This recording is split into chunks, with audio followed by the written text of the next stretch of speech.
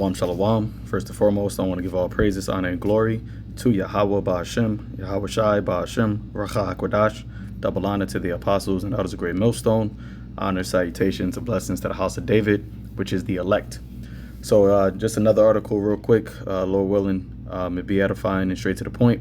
It says, coming from Bloomberg, it says, brain implant companies create group to support nascent industry. Okay, so what I did was I just looked up this word nascent. Where is it? Salakia. Where is my? Oh, here we go. It says coming or having recently come into existence. Okay, so this industry, which they're speaking about, is the brain implant industry. They're calling it basically a new industry that has come into existence. But as you see how quickly they're moving with the ability to be able to mainstream it, right? To actually have these brain implants put into the heads, of the public, okay? And you have multiple companies coming together, creating this group. All right, companies that are more so less, what would you call them? In competition with each other, but they're creating this group for a particular purpose. Now, it's going to tell you what the purpose is for here. It says major implanted brain-computer interface companies are creating an industry group to address issues facing the nascent field, right? Meaning recently come into existent field, as it tries to build confidence among patients, regulators, and the general public. Okay, so they want to build confidence, trust in the people that taking it in, ultimately the general public, because they want this to be something that is commercialized, something that any and everybody can get, which a lot of these scientists, a lot of these talking heads like Elon Musk, they've said that in the future, near future, they see this as not being something that is just for somebody with Alzheimer's or somebody that doesn't have the ability, their motor functions, but everybody and anybody can get it. Okay, guys like Klaus Schwab and Yuval Harari said that that implants are going to become a part of society, like having your phone. Everybody has a phone. What they're saying, and they anticipate in the future that they are trying to create, is that everybody would have an implant. All right. One of the main theme for the WF this year was building or rebuilding trust. So part of that rebuilding trust is having the general public, right, having confidence in this brain computer interface industry. All right, these devices being put into your foreheads, which the forehead aspect, all right, which is the metapon, right, going the meta, as we know, going above or beyond natural occurrences, which is what their pseudo wonders or their lying wonders has the capability of doing. And when you really look at it, the reason why the scriptures calls it a lying wonder is because they're not actually healing, right? They're not actually doing a miracle. All they're doing is hacking your brain, because the Lord created, if you think of the brain as its own computer, right? In its own or the hardware or the software of your body. And it has the coding, you store your data, your memory, just like a regular computer. The Lord created the brain as the body's computer, right? You can store data, you can you think something, and then it tells your other body functions, your fingers to do whatever, X, Y, and Z. All they're doing is putting another software device, right? Another motherboard on top of your brain, and it's hacking your brain's functions and allowing your brain, or your bodily functions to do something based off of the electrons or the I don't know the scientific words for it, but all in all, to simplify it, it's all this brain implant chip is doing is hacking your brain and making your brain do things that it couldn't do on its own. So it's not really healing. It's not really a miracle. A miracle would be able, if somebody can't walk, as we have numerous amount of examples in the scripture, somebody that's lame, and through the power of Yahweh Bashem Yahushai, healing that person's body. Okay.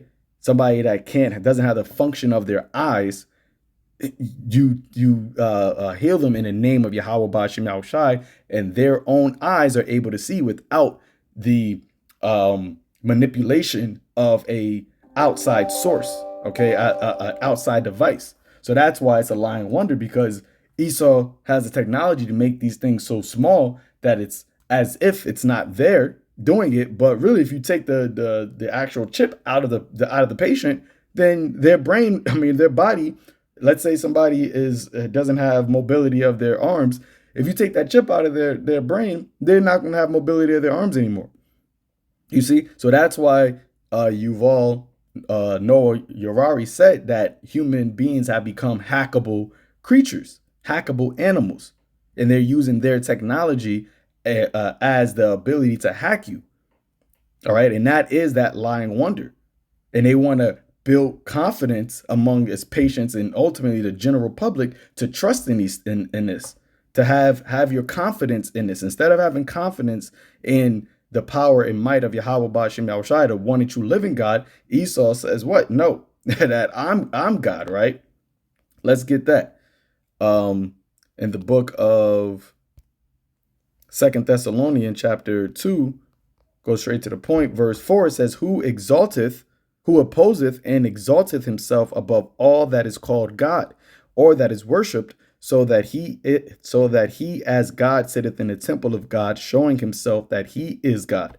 All right. And the temple of God, right, is what?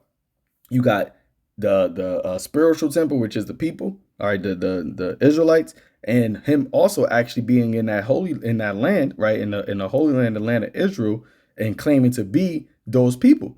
And a lot of these scientists are Amalekites. A lot of this science, this technology, this futuristic, so-called futuristic technology, this microchipping technology, a lot of that is coming from the 48ers. All right. So he, in their mind, and even Yuval is a 48er, right? He's an Amalekite. But a lot of their ideas and of when it comes to technology and their science, falsely so-called, is coming straight out of the 48ers. You see? So he's trying to oppose and exalt himself above all that is called the Most High. Reading back here, it says the implanted brain computer interface collaborative community also includes the Food and Drug Administration as a member. Why? Because that's that private-public partnership. Okay. Hey, even Elon Musk, a portion of his funding came from the United States government. All right, for the Neuralink. Look it up. All right. It says, and he even said it himself. You know, I seen a clip a couple of days ago that he was doing an interview. He said that if he didn't bring out this, the Neuralink, somebody else would. Right? Because all he is just a messenger for Satan, right? A messenger for these upper elites. And they use these various different organizations and these people, these billionaires that got this money and they got this following, right? They have these scientists, research labs and all that. They use them to push out this type of, to do the research, to create the technology. It's not like the charagma just came from, from the spirit world, right? It didn't come, the actual device itself didn't come from Satan, the spiritual demon Satan. He's working on the minds of these devils, but they actually need people to do the studying, to do the research, to actually make the charagma, make the device. You see? Reading on, it says, the FDA regulates medical devices, including brain implants. The IBCI-CC will work on topics ranging from interoperability, right? Meaning the ability to work in tandem or work interoperably, to ethics, to data privacy, according to its website. Subjects that have taken on new urgency as the field grows closer to commercialization. See? closer to commercialization. It's not going to be just something for a patient. It's going to be something that they want to be able to sell commercially. Like anything that you have, any commerce, that's how they want this brain implant to be. You could just go and get it. And that's why they said that in the future, the near future, it is going to be a normal part of society.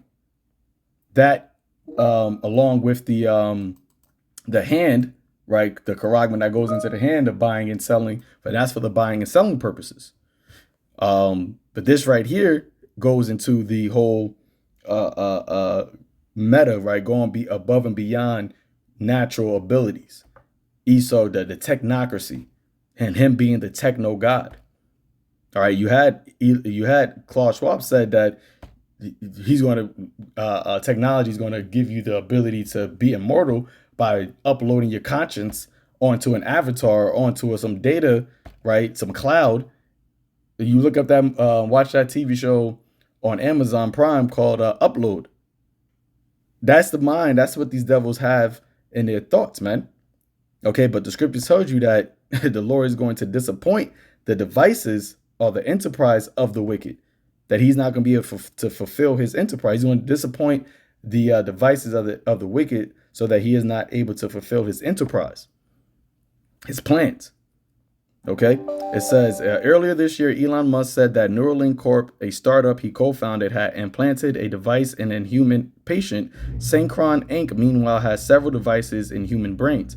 One key issue is deciding on the objectives of the technology, said Paradigmics Inc. Chief Executive Officer Matt Engel. When it's meant to improve a patient's communication, for instance, how do we know it's working well enough, he said. Is it words per minute? Is it how happy the patient is?